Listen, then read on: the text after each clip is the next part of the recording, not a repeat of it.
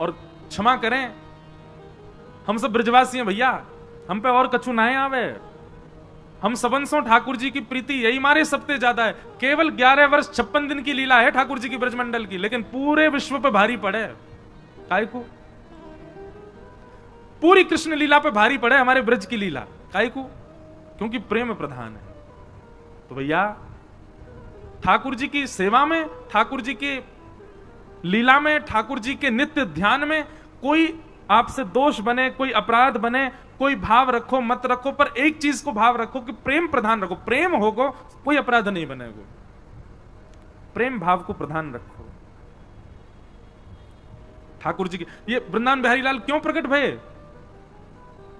स्वामी श्री हरिदास जी के प्रेम के वश प्रकट भये। हितरिवंश महाप्रभु के प्रेम से प्रसन्न है करके श्री राधा वल्लभ लाल जी वृंदावन पधारे। हितरिवंश महाप्रभु के अनन्य सेवक श्री हरिराम व्यास जी के प्रेम से प्रसन्न है कि जुगल किशोर जी प्रकट भये। गोस्वामी श्री गोपाल भट्ट गोस्वामी जी के प्रेम से, शालिग्राम से श्री राधारमण जी प्रकट भये। सबने अपने प्रेम से प्रकट किया और ठाकुर जी को प्रेम प्रधान। और वो प्रेम सिखावे कौन? श्रीमद् भागवत की कथा। इसलिए यहां ज्ञान लेवे के काजे, वैराग्य लेवे के काजे आप सब नहीं हो, ये सब सुनवे के काजे हो, थोड़ा थोड़ा जीवन में छिड़काव करवे के काजे हो, पर मूल रूप से तो प्रेम की शिक्षा लेवे के काजे बैठे हो कथा में। प्रेम। ऐसी भागवत जी की कथा का निर्माण किया। श्रीमद् भागवत को निर्माण करके अपने पुत्र सुखदेव जी को प्रदान किया। सुखदेव जी ने वही भागवत की कथा परीक्षित को सुनाई और यहां सूक्ष्म महाभारत का प्रसंग सुनाया गया। सौनक आदि ऋषियों ने प्रश्न किया, बोले महाराज ये परीक्षित कौन है, इनके बारे में हमको विस्तार से बताओ, इनको 7 दिन में मरने का श्राप क्यों लगा? तब यहां से महाभारत का प्रसंग शुरू होता है कि यदा मृधे कौरव संजयाना वीरेस्मथो वीरगतिं गतेषु ब्रकोदरा विग्ध गदा विमर्श भ्रगनोरुदंडे धृतराष्ट्रपुत्रे। किसी का प्रश्न आया था आज कि भगवान ने अर्जुन को ही क्यों स्वीकार किया? योग्य तो युधिष्ठिर भी हैं, योग्य तो नकुल सहदेव भी हैं, योग्य तो भीष्म पितामह भी हैं, पर भगवान ने अर्जुन को ही क्यों स्वीकार किया? बहुत अच्छा प्रश्न है और समझने योग्य बात है। युधिष्ठिर जी धर्म में प्रधान है, इसलिए उनका नाम है धर्मराज युधिष्ठिर। उनका धर्म अति श्रेष्ठ है। ठाकुर जी को प्रिय लगते हैं पर स्वीकार नहीं किया, इसलिए कोई धर्म के आचरणों को ही पूरे दिन लिखते लिखते करता रहता हो कि ये धर्म में करना है, ये धर्म में करना, ठाकुर जी का प्रिय बन जाएगा, पर ठाकुर जी उसको संग रखें इतना प्रिय नहीं लगेगा ठाकुर जी को। नकुल सहदेव बुद्धिमान है, स्वरूपवान है, पर आपके स्वरूप से, आपकी बुद्धि की चाटुकारी से, आपकी चतुराई से ठाकुर जी इतने प्रसन्न नहीं होंगे। प्रिय लग सकते हो पर प्रसन्न होकर ठाकुर जी गले में गलवैयां डाल लें, ये ठाकुर जी नहीं करेंगे।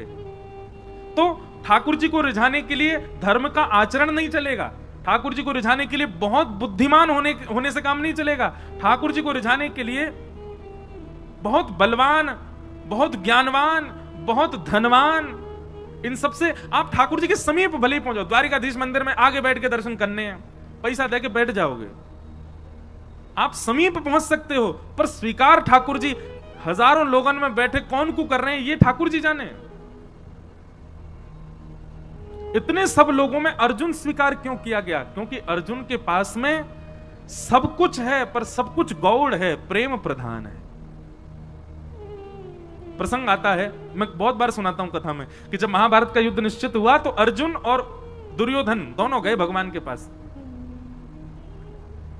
दुर्योधन ने जाकर कहा महाभारत युद्ध होने वाला है, आप किस तरफ रहोगे? भगवान बोले पक्षपात मैं करता नहीं हूं, तुम दोनों मेरे भैया हो, अब ये तो बड़ी विडंबना हो गई कि मैं किस तरफ रहूं। दुर्योधन बोला कि आप में तो शक्ति है, आप दो दो रूप धारण कर सकते हो, एक रूप से हमारे पास रहो, एक रूप से वहां रहो। भगवान बोले फिर तो महाभारत हो गई तुम्हारी, फिर तो जीवन भर चलती रहेगी, कभी खत्म ही नहीं होगी। जब दोनों तरफ ही परब्रह्म खड़े हो जाएंगे तो फिर महाभारत पूरा कैसे होगी? बोले कोई तो निधान बताओ। तो भगवान ने बड़ा अटपटा उदाहरण दे, अटपटा निधान निकाला, समाधान निकाला। अच्छा, ठाकुर जी सदैव अटपटे समाधान ही देंगे। जैसे मैं एक उपाय बताता हूं कि कभी आप संशय में पड़ जाओ तो ठाकुर जी के आगे पर्ची डाला करो। जैसे कि ठाकुर जी हमको दिल्ली पढ़ने के लिए जाना चाहिए कि नहीं। अब आपका मन तो कह रहा है जाना है, लेकिन ठाकुर जी को यदि लगेगा ना कि नहीं, इसके नहीं जाने में ही भलाई है, तो ना ही आएगा। लेकिन कई बार ठाकुर जी ऐसे निर्णय भी लेते हैं, जैसे मान लीजिए आपने ठाकुर जी के आगे पर्ची डाली, दिल्ली जाके पढ़ना है, तो ठाकुर जी कहे हाँ ठीक है जाओ। अब आप दिल्ली आ गए। अब दिल्ली आते ही महाराज क्या हुआ कि वहां के संगत के अनुसार इतने बिगड़ते चले गए महाराज, सब काम बिगड़ता चला गया सब कुछ। अब फिर आप सोचो अरे ठाकुर जी ने तो आज्ञा करी थी कि हाँ जाना है, फिर ऐसा क्यों? निश्चित ही भविष्य में आप कई बार ठाकुर जी ऐसे निर्णय भी लेंगे कि उन निर्णयों में आपको ठोकर लगे, ठोकर से आपको पता चले कि नहीं आगे मुझे ऐसा करना है, तो जबरदस्ती ठाकुर जी ऐसा निर्णय लेके देंगे जिसमें आपको जबरदस्ती गिरना ही पड़े। कई बार अनुभव किया मैंने। हम कुछ पूछते हैं लाल जी से, अपने लाल जी के आगे पर्ची डालते हैं, तो लाल जी जो देते हैं ना, तो अब तो मैं जानने लगा हूं, अब तो मैं समझ गया हूं कि जो आएगा इसका मतलब यह है जो तू चाहता है वो नहीं मिलेगा, जो तेरे लिए जरूरी है वो मिलेगा। इसलिए ठाकुर जी के सामने जब कुछ संशय रखो तो उसमें यह मत सोचना कि आपको जो चाहिए ठाकुर जी वो देंगे, आपके लिए जो जरूरी है वही ठाकुर जी बताएंगे। और एक बात हमारी मान लीजिएगा, ठाकुर जी के आगे ये पर्ची डालने वाला काम इतना परेशान मत करना उनको कि रोज ही डाल रहे हो, हर बात पे पूछे रहे हो चाय पिए कि नहीं पिए बताओ। इतना परेशान मत करना। कई अपने जीवन के निर्णय स्वयं लीजिए, जब बहुत ज्यादा लगे कि अब इसमें मुझे क्या ही करना चाहिए आप बताओ।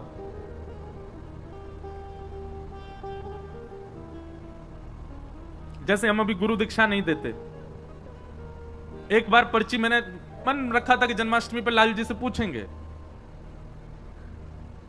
तो अचानक मेरे मन में आया कि आज जाके ठाकुर जी से पूछूं, बताओ हम गुरु दीक्षा देंगे। बहुत सारे लोग आते हैं कि दें। अब कभी कभी मन में कई एक तो मुझे ऐसे मिले, वो कह रहे वो आप चाहते नहीं हो कि हम भक्ति मार्ग में आगे बढ़े इसलिए हमको दे नहीं रहे हो। मैंने भैया ऐसे मत कहो, कुछ भाव है इसलिए नहीं दे रहा। तो ठाकुर जी से हम पूछने गए, तो जैसे ठाकुर जी के आगे पर्ची डाली, उठाई तो उसमें आ गया नहीं अभी मत दो। हमने जाके अपने पिताजी को बताई, पिताजी ठाकुर जी अभी मना कर रहे हैं दीक्षा देवे की। पिताजी ने समय देखा, बोले 2 बज रहे हैं लाला दोपहर के, और ठाकुर जी के गैया चरावे को समय है, ठाकुर जी अपनी गैया को हाँक रहे हैं, तू पर्ची डाल के उनको परेशान कर रहा हो। तो गुस्सा में कहिए नहीं ले जा।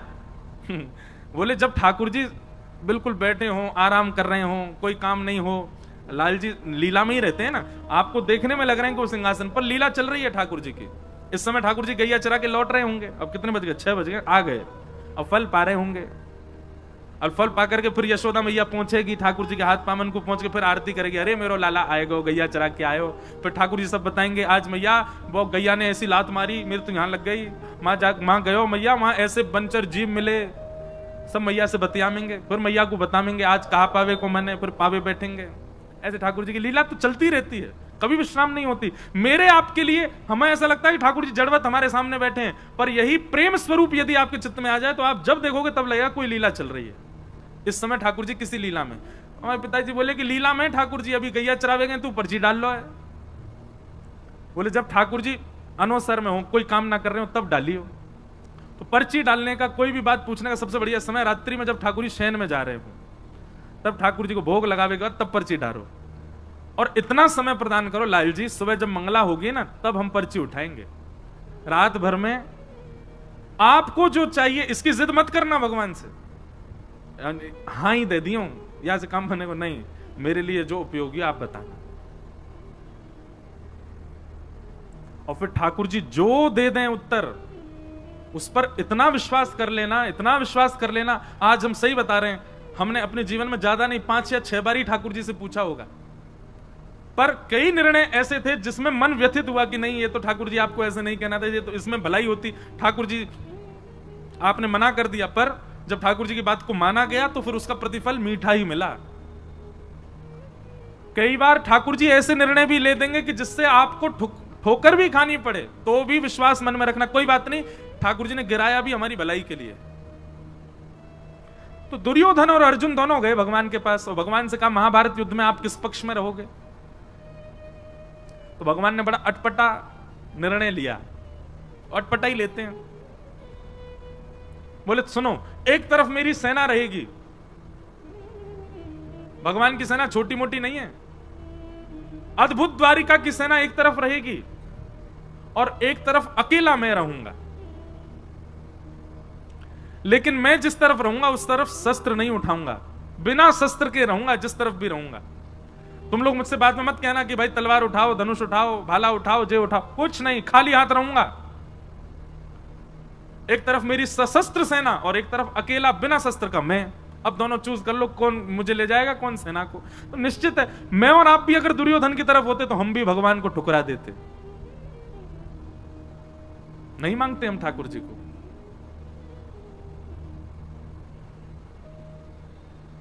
दुर्योधन ने कहा वो ऐसा है ना ठाकुर जी, आपका प्रेम थोड़ा पांडवों से ज्यादा ही है कुछ, आप तो पांडवों के पास ही जाओ, सेना मैं ले जाता हूं। भगवान बोले ले जाओ। सेना लेकर के दुर्योधन चला गया, अर्जुन सामने अकेला बैठा है। भगवान बोले अर्जुन तेरे लिए कितनी भी व्यवस्थाएं बना दूं मैं, लेकिन तेरी बुद्धि कभी जग नहीं सकती। अरे पहले बोल देता कि सेना हमको चाहिए, तुम्हारे पास सैन्य बल कम है। मैंने इसीलिए सेना का प्रस्ताव रखा क्योंकि तुम्हारी सेना कम है कौरवों से, तो तुम कह सकते थे कि हमारे पास सैन्य बल कम है, हमें सेना दे दो। अब मैं बिना शस्त्र के चला जाता कौरवों के पास, अब सेना तो वो ले गया, अब तेरे पास आऊंगा मैं, एक तो वैसी सेना कम तुम्हारी और ऊपर से एक इंसान और बढ़ गया जो केवल खाएगा और सोएगा, कुछ नहीं करूंगा मैं। लेकिन अर्जुन प्रेमी है, ठाकुर जी के भावों को समझता है। मैं और आप अर्जुन की जगह होते तो रो गए होते इतनी बात में, ठाकुर जी अब फिर से कर दो टॉस, फिर से दे दो हमको, हम सेना ले लेंगे उसको, आप चले जाओ।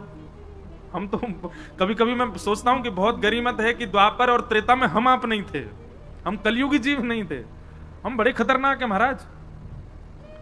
भगवान बलि के यहां गए, वामन बन के गए और संकल्प लेते विराट हो गए, 2 पग से तीनों लोग नाप लिए, तीसरा पग रखने के लिए भगवान पर पास जगह नहीं बची, तो बलि ने कहा तीसरा पग मेरे सिर पर रख दो। कभी कभी मैं सोचता हूं बलि की जगह मैं और आप में से कोई और होता तो हम ठाकुर जी को केस कर देते। बोले क्यों? बोले जब आए थे तब वामन बन के आए थे, चीटिंग करी इन्होंने, बड़े हो गए। हम तो 3 पग जमीन देने को तैयार हैं पर ये वामन बने, वामन बन के ही लें। बहुत चतुर हैं हम लोग, और ठाकुर जी की भक्ति में चतुराई नहीं चलती। आप जितने सहज, जितने सरल, जितने प्रिय ठाकुर जी को उतने अच्छे लगोगे। भगवान अर्जुन को कहने लगे कि अब तो तेरी तरफ मैं आऊंगा। तो अर्जुन ने एक बहुत अच्छी बात कही, भगवान के चरणों में प्रणाम करते हुए कहा नाथ, ना तो मैं आपको मांगने आया था और ना आपसे मांगने आया था। दुर्योधन आया था इस भावना से, मैं नहीं आया था। मुझे आपसे कुछ नहीं चाहिए और मुझे आप भी नहीं चाहिए। भगवान बोले तो फिर तू क्यों आया? दोनों हाथ भगवान के हाथ में दे दिए, बोले पकड़ो मेरे हाथ। भगवान बोले पकड़ लिए, बोले खुद को देने आया था कि मुझे रख लो अपनी शरण। मैं शरणागत हूं नाथ, मेरे ऊपर कृपा दृष्टि करो। अरे मैं ये भूल नहीं कर सकता कि आपसे कुछ मांगूं, आपसे कुछ मांगूंगा तो कुछ ही मिलेगा, आपको मांगूंगा तो आप भी मेरे आश्रित रहोगे। क्यों? अगर मैं कहूं कि ठाकुर जी मैं आपको मांगने आऊं, मेरे पक्ष में चलो, तो आप मेरे अधीन रहोगे। सुबह उठ करके मुझसे कहोगे हाँ अर्जुन अब बताओ आज क्या करना है, अर्जुन भोजन कब करना है, अर्जुन सोना कब है, सोना कहां है, क्योंकि मैं मांगने आया हूं तो सारी जिम्मेवारी मेरी, सारी व्यवस्था मैं करूंगा। पर मैं तो आपको मांगने नहीं, खुद को देने आया हूं। तो अब स्थिति क्या है, मेरी सारी व्यवस्था आप करो। मैं कब सोऊं, कब खाऊं, कहां जाऊं, क्या करूं, कब उठूं, कब बैठूं, कहां बाण चलाऊं, कहां नहीं चलाऊं, कहां मौन रहूं, कहां बोलूं, ये सारी व्यवस्था अब आपके हाथ में है, मैं खुद को देने आया हूं। ये समर्पण देख करके भगवान ने अर्जुन को स्वीकार कर लिया और अर्जुन से 2 बार रीचेक किया भगवान ने। भगवान बोले अर्जुन केवल बोले मत, देख ले मैं कुछ भी आज्ञा कर सकता हूं। अर्जुन कहता करिष्ये वचनम तव, आप करके देख लेना, आप जो आज्ञा करोगे करूंगा। भगवान बोले फिर सोच ले, मैं कुछ भी आज्ञा कर सकता हूं। भगवान बोले आप करके, अर्जुन बोला करके देखो। बोले ठीक है, युद्ध प्रारंभ होने दे। और युद्ध में भगवान ने महाराज अर्जुन के कमर तोड़ के रख दी। ऐसी ऐसी आज्ञा भगवान करें।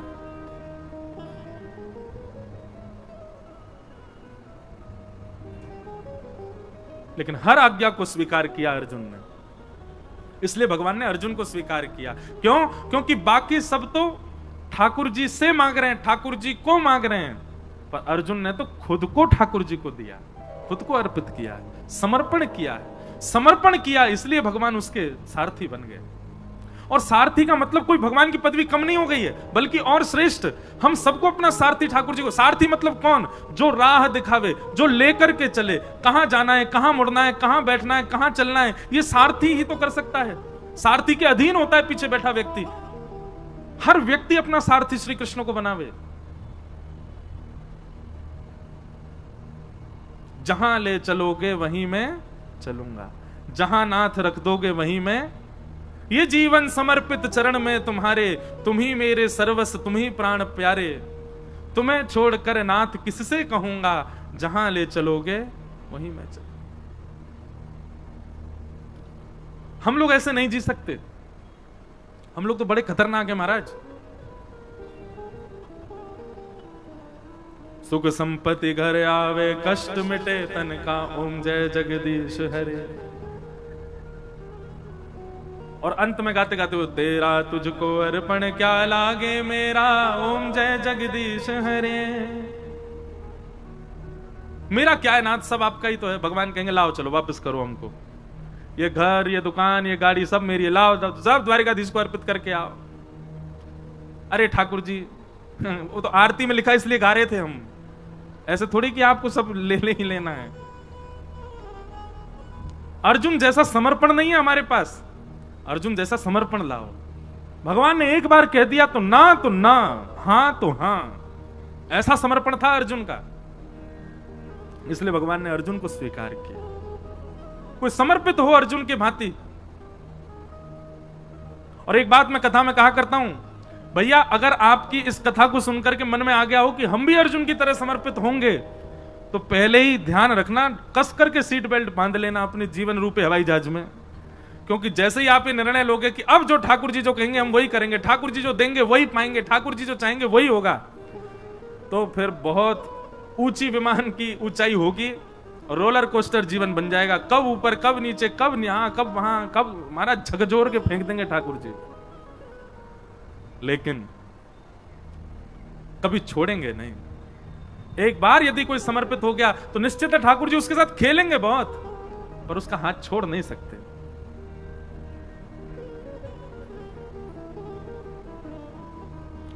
हमारे इधर देखो, यहां देखो, यहां देखो, गोवर्धन में विराजमान थे पंडित श्री गया प्रसाद जी महाराज। नाम सुना? आप में से कई लोगों ने तो दर्शन भी किए होंगे पंडित श्री गया प्रसाद जी महाराज के। कौन यहां कोई है जिन्होंने दर्शन किया? हाथ ऊपर करो। जय हो भैया, हम आप सबन के ही दर्शन कर लें। महाराज जी के तो दर्शन हमको नहीं हो पाए, पर महाराज जी के वचनामृत, महाराज जी की जीवनी आदि में सब देखता रहता हूं। अद्भुत भाव।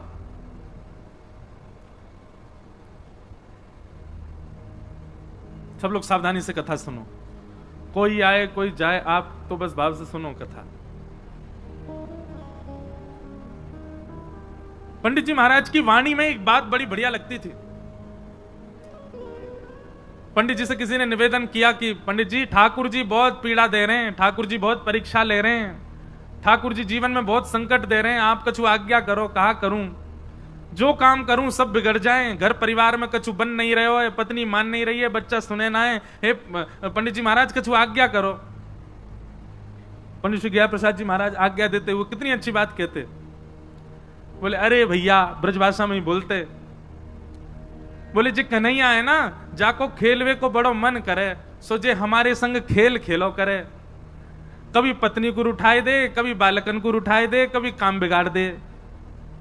जाके हम सबरे खिलौना है, जो हमारे संग खेल है।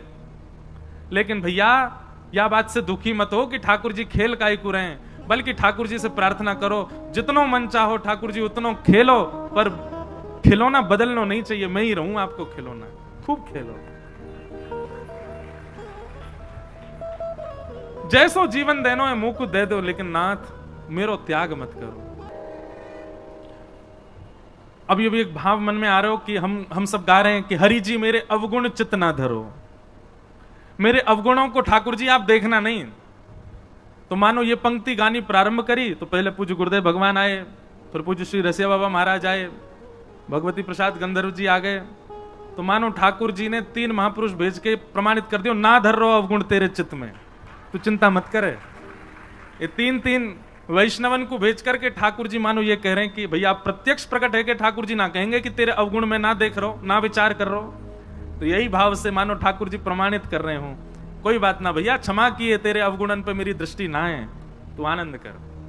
तो ऐसी भावना है। रसिक जनों के पद बड़े अद्भुत हैं। हमारे अष्टछाप के कवि गोस्वामी तुलसीदास जी की विनय पत्रिका, जैसे ये पद है ऐसी विनय पत्रिका में गोस्वामी जी का भी एक पद है। हरि जी तुम बहुत अनुग्रह कीन हो, हरि जी तुम बहुत अनुग्रह कीन हो। अब पद तो ढूंढवे तो मिलेगा नहीं, लेकिन भाव बहुत सुंदर है वहां पर भी। बोले नाथ आपने मुझे बहुत बड़ा अनुग्रह किया। भगवान पूछ रहे हैं मैंने कहा अनुग्रह किया तुम पे? तो गोस्वामी जी कह रहे हैं, बोले आपने सबसे बड़ा अनुग्रह तो यही किया कि आपने मुझे मानव बनाया।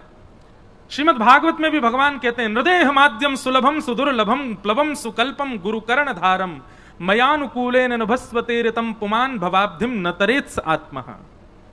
मैंने मानव के ऊपर सबसे बड़ी कृपा यही की कि मैंने उसको मानव बनाया। अरे नित्य इसी बात का धन्यवाद कहो ठाकुर जी कि हमको आपने कोई जीव जंतु तो नहीं बनाया, मानव बनाया। गोस्वामी जी का वो पद बहुत सुंदर है। उसमें गोस्वामी जी कहते हैं आपने बहुत बड़ी कृपा की कि अत्यंत दुर्लभ मानव शरीर मुझको प्रदान किया। पर ठाकुर जी हम एक अनुग्रह और आपसे चाहते हैं, एक अनुग्रह और कर दो। भगवान कह रहे हैं अब क्या चाहिए? तब गोस्वामी जी कहते हैं कि संसार रूपी विषय सरोवर में मेरी मन रूपी मछली घूम रही है। बहुत ध्यान से सुनना, संसार रूपी विषय सरोवर में मेरी मन रूपी मछली डोल रही है। कभी या मन रूपी मछली को मन पानी पूरी पे अटक जाए, कभी डोसान पे अटक जाए, कभी लस्सी पे अटक जाए, कभी ब्रजवासी पेड़ा पे अटक जाए, कभी कहीं अटक जाए, कभी पल्ली गरी वारी पे अटक जाए, कभी छतवारी पे अटक जाए, कभी कहीं अटक जाए। हे ठाकुर जी हमारी मन रूपी मछली संसार रूपी विषय सरोवर में घूम रही है। भगवान बोले तो हम क्या करें? बोले जिस प्रकार मछली पकड़ने वाला एक बांस में धागा डाल करके सरोवर के तट पर आकर के बैठता है और उस धागे में एक कुछ सामग्री लगा करके उसको नदी में फेंक देता है, सरोवर में फेंक देता है और फेंक करके मछली पकड़ने की प्रतीक्षा करता है, बैठ करके खड़ा रहता है वहीं पर ही। भगवान बोले तो बोले नाथ ऐसे ही आप अपनी कृपा रूपी वंशी लेकर के और अनुग्रह रूपी वो धागे में कछु कृपा बांध करके या विषय रूपी सरोवर में छोड़ दो। भगवान बोले तुम क्या करोगे? बोले आप खड़े खड़े इंतजार करो, विषय में घूमते घूमते घूमते घूमते जा दिन मेरो मन रूपी मछली आपके वह कृपा रूपी सामग्री से आकर के टकरा जाए, जैसे ही वह कांटे में फंस जाए सोई रस्सी खींच करके मुझको बाहर निकालनी हो। अब सुनने में तो आप लोगों को बड़ा सामान्य लगा, लेकिन ये भगवान को आज्ञा क्या दी जा रही है?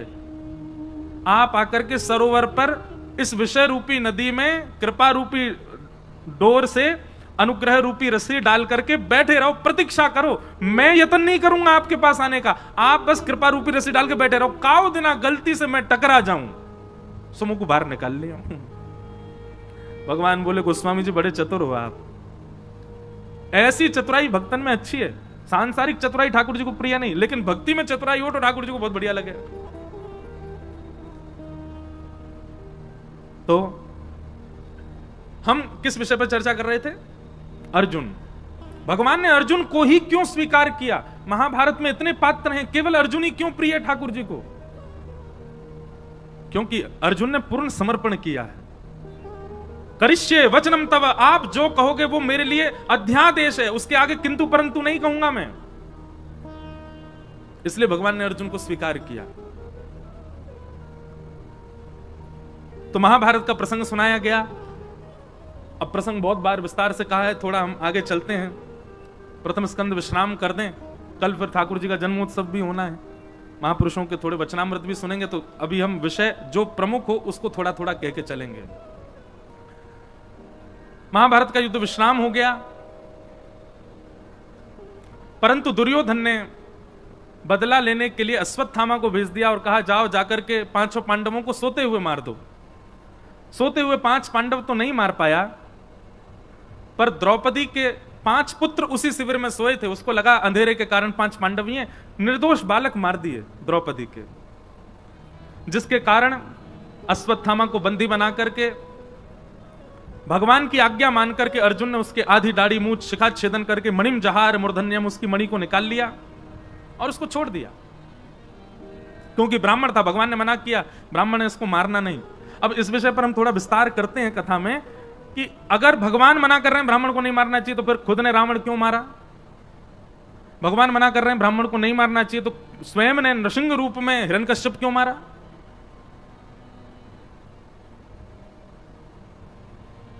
और जब स्वयं ने ब्राह्मण के रूप में ब्राह्मण का भी वध किया है, हिरण्यकश्यप का भी वध किया है, तो फिर आज अर्जुन से क्यों मना कर रहे हैं ब्रह्मबंधुर्ना हंतव्य?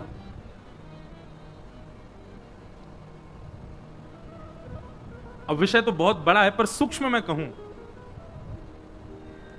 व्यक्ति 2 रूपों से अपना प्रस्तुतिकरण करता है। सब लोग बहुत सावधानी से सुनिएगा। एक तो जन्म से पता चलता है कि वो कौन है, और एक कर्म से पता चलता है कि वो कौन है। जन्म और कर्म ये दोनों प्रमाणित करते हैं कि वो कौन है। अब चाहे वो जाति हो, चाहे वो उसका स्वभाव हो, चाहे वो कोई संप्रदाय हो, सब उसके जन्म और कर्म से पता चलते हैं। पर ये बात आप सब भी स्वीकार करेंगे, पूरा विश्व स्वीकार करेगा, जन्म से आप चाहे जो भी हो, पर कर्म से अगर आप श्रेष्ठ हो तो ही श्रेष्ठ माने जाओगे। बात सही है कि नहीं है? अब जन्म से भले ही आप खूब ऊंचे कुल में हो, खूब श्रेष्ठ कुल में हो, अच्छे जाति में हो, अच्छे संप्रदाय में हो, अच्छे नाम गोत्र में जन्म लिया, लेकिन स्वभाव से बिल्कुल विपरीत हो। जैसे रावण पुलस्त्य ऋषि के खानदान में है, ब्राह्मण कुल है, सारस्वत ब्राह्मण है, और विस्तार तो और क्या क्या है ये सब तो सब विद्वान जाने, पर स्वभाव आज तक जलाया जाता है। रावण एक ब्राह्मण को पूरा विश्व जलाता है हर वर्ष, क्योंकि वहां पर ब्राह्मणत्व गौड़, ब्राह्मणत्व सूक्ष्म हो गया, उसके दुर्स्वभाव की वजह से उसका ब्राह्मणत्व नष्ट हो गया। जन्म से और कर्म से हमारा स्वरूप पता चलता है। रावण भले ही ब्राह्मण है, लेकिन रणभूमि में शस्त्र हाथ में लेकर के खड़ा है, और शस्त्र धारण करने का अधिकार क्षत्रिय का है। और रणभूमि में क्षमा कीजिए, सामने जो आएगा वो शत्रु है, उसकी मृत्यु तो निश्चित है। इसलिए वहां पर यह नहीं देखा गया कि वो ब्राह्मण है, सशस्त्र खड़ा है। शास्त्र हाथ में होने चाहिए ब्राह्मणों के, तो शस्त्र नहीं, वो शस्त्र लेकर के खड़ा है और रणभूमि में खड़ा है, युद्ध भूमि में खड़ा है।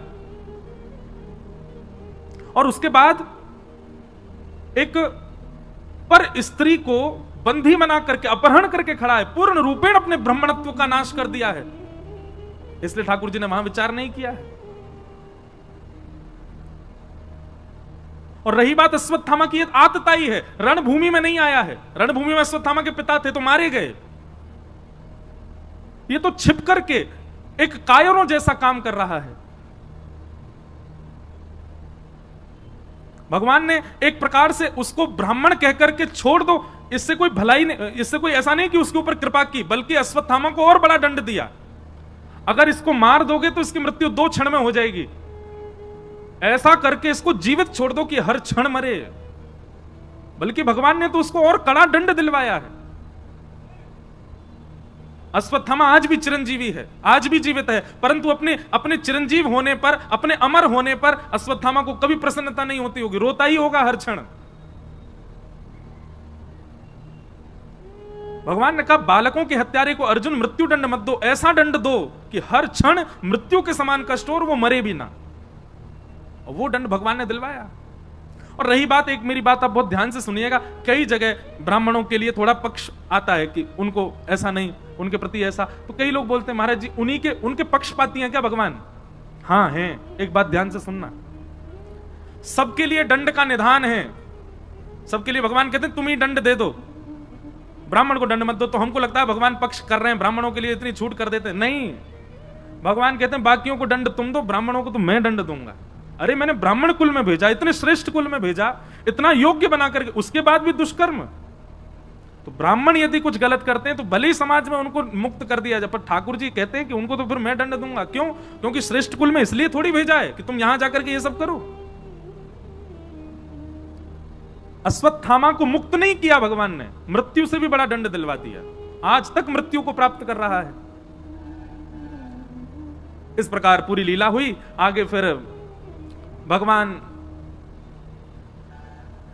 रथ में आरूढ़ होने लगे, सबसे बोले भैया अब सब हो गया है, सब कुछ व्यवस्थित हो गया, हस्तिनापुर के राजा बन गए, राज्य गद्दी पर युधिष्ठिर को बैठने की भगवान ने आज्ञा कर दी, सब कार्य सब निवृत्त होने लगे। भगवान जैसे ही जाने लगे, इतने में ही अश्वत्थामा ने संपूर्ण कुरुवंश को नष्ट करने के लिए, पांडवों के वंश में कोई तर्पण करने वाला ना बचे, यह विचार करके अभिमन्यु की पत्नी गर्भवती है, सगर्भा है, उसके गर्भ को नष्ट करने के लिए ब्रह्मास्त्र छोड़ दिया।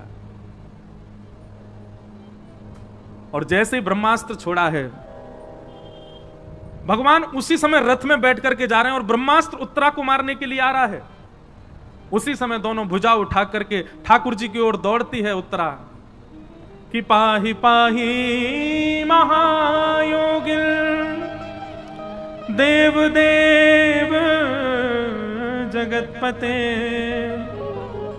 नान्यम तद्भयम पश्ये यत्र मृत्यु परस्पर।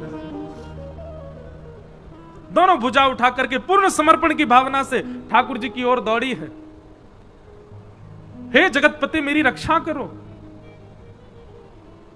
जैसे ही दोनों भुजा उठा करके भगवान की ओर दौड़ी, वहां युधिष्ठिर भी खड़े हैं, वहां अर्जुन भी खड़े हैं। अरे उत्तरा के खास ससुर जी हैं अर्जुन, अभिमन्यु की पत्नी है, अपने ससुर जी के पास नहीं गई। युधिष्ठिर राजा हैं, राजा के पास नहीं गई, किसी के पास नहीं गई, सीधे भगवान के पास गई है। और मानो सबको यह बता दिया कि रक्षक तो केवल और केवल यही हैं, द्वारिकाधीश जगतपति। पति शब्द का अर्थ क्या होता है? रक्षक। ये जगत रक्षक हैं। आप चाहे कितनी भी ऊंची पदवियों पर बैठे हो, चाहे कितने भी बड़े बलवान हो, पर विश्व रक्षक तो यही हैं। इसलिए किसी की शरण में नहीं गए। द्रौपदी ने जो गलती की थी चीरहरण के समय, सबके आगे हाथ फैलाए। आज उत्तरा ने वो गलती नहीं की, सीधी दौड़ी भगवान के पास। और मानो ऐसा विद्वज्जन कहते हैं कि उत्तरा ने भगवान से जाके कहा, मुझे भले ही कुछ भी हो जाए, मेरे गर्भ के बालक को बचा लीजिए, मेरे गर्भ के उस बालक को जीवित रखिएगा नाथ।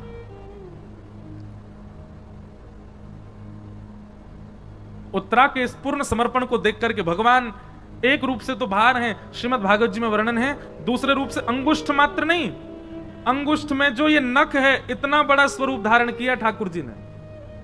इतना बड़ा स्वरूप धारण करके ठाकुर जी उत्तरा के गर्भ में प्रवेश कर गए और अपनी गदा को इतनी द्रुत गति से घुमाया कि आकाश से आ रहा वो ब्रह्मास्त्र आकाश में ही नष्ट हो गया। भगवान ने उत्तरा के बालक की रक्षा की।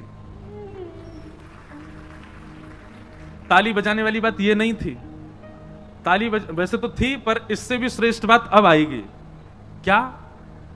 जैसे ही सबको पता चला कि आकाश में ब्रह्मास्त्र नष्ट हो गया, तो सब लोग भगवान की जय जयकार करने लगे। अरे द्वारिकाधीश की जय, कृष्ण कन्हैया लाल की जय, देवकी नंदन गोपाल की जय। भगवान बोले, चुप चुप, क्या कर रहे हो आप लोग? मेरी जय जयकार क्यों कर रहे हो?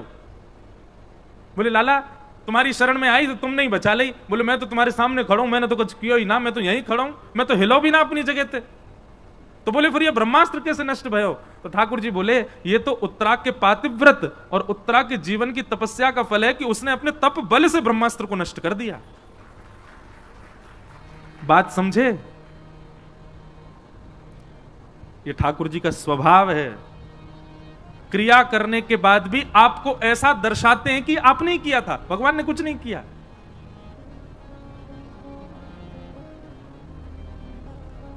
पूरी लीला कर दी भगवान ने, उत्तरा के गर्भ में प्रवेश करके रक्षा कराए ठाकुर जी। पर बाहर क्या कह रहे हैं सबको? अरे नहीं नहीं, उत्तरा की जय जयकार करो, इसके पातिव्रत बल ने, इसके जीवन भर की तपस्या ने, इसके सत्कर्मों ने इसकी रक्षा की है। ये ठाकुर जी का स्वभाव है।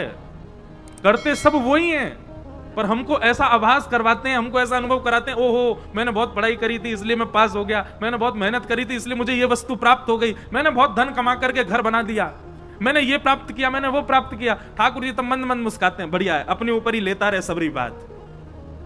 करने वाले सब ठाकुर जी। हमारा स्वभाव बिल्कुल ठाकुर जी से उल्टा है।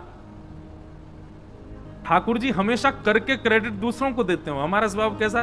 दूसरों को कर जाए तो वहां में क्रेडिट स्वयं लेवे को प्रयास करें, हमको मिले। कोई घर का सदस्य कहते आज सब्जी बहुत अच्छी बनी थी मां, इतने में पिताजी कह रहे हैं लाया तो मैं ही था दुकान से। भली मेहनत मां ने करी, कछु करी, लेकिन कहीं से भी हमको क्रेडिट मिलना चाहिए। अरे भैया कथा बहुत जोर की भाई मथुरा में। अब सब लोग कहें अरे वो व्यवस्था तो मैंने करवाई थी, पंडाल तो मैंने बनवाया था, पीछे का बैकड्रॉप तो मैं चूज करके लाया था। नहीं करना है ऐसा। सारे लॉयंस क्लब वाले लोग सुनो, कथा खूब आनंद से हैजा, बाकी बात कहीं कहा सब द्वारिकाधीश करके गए। भैया हम तो माध्यम है, जो हमने ना कियो है। हमारी सामर्थ्य नहीं, हमारे बल में नहीं, हमारे वश में नहीं। और मैं भी यदि यूं सोचूं ओहो मेरी कथा सुन के देखिए भगत बन गो, मेरी कथा सुन के यानी मांस छोड़ दियो, मेरी कथा सुन के, ठाकुर जी कहेंगे दारी के तो ऊपर आ तो बताऊंगा, तेरी कथा थे भयो सब ठाकुर जी कर रहे हैं। मैं और आप तो हम सब तो माध्यम हैं। ये क्रिया क्रियान्वित ठाकुर जी से होती है। भगवान ने उत्तरा का मान बढ़ा दिया सबके सामने, परंतु यह लीला दूर खड़ी खड़ी कुंती देख रही थी। कुंती समझ गई, बोले कि ओहो सब करके और पूरा मान दे दिया उत्तरा को। और भगवान बोले अब भैया उत्तरा में व्यस्त हो, सबको व्यस्त कर दिया उत्तरा में। सब कहने लगे अरे उत्तरा तेरे भजन बल ने देख ब्रह्मास्त्र नष्ट कर दियो, तेरे आत्म बल ने देख ब्रह्मास्त्र नष्ट कर दियो, सब व्यस्त हो गए। भगवान बोले अब सब लोग लगो, हम जा रहे हैं द्वारिका। जैसे ही रथ में आरूढ़ हुए, कुंती सामने आ गई, रथ रोक लिया, बोले नीचे आओ हमसे मिलके जाओ। भगवान पुनः उतर करके आए और कुंती जी ने यहां पर भगवान की एक स्तुति गाई है। अब स्तुति तो बहुत सुंदर है, बहुत विस्तृत है, बहुत अद्भुत है, पर एक भाव बहुत ध्यान से सुनना। संपूर्ण स्तुति गाने के बाद में कुंती भगवान से कहती है कि विपद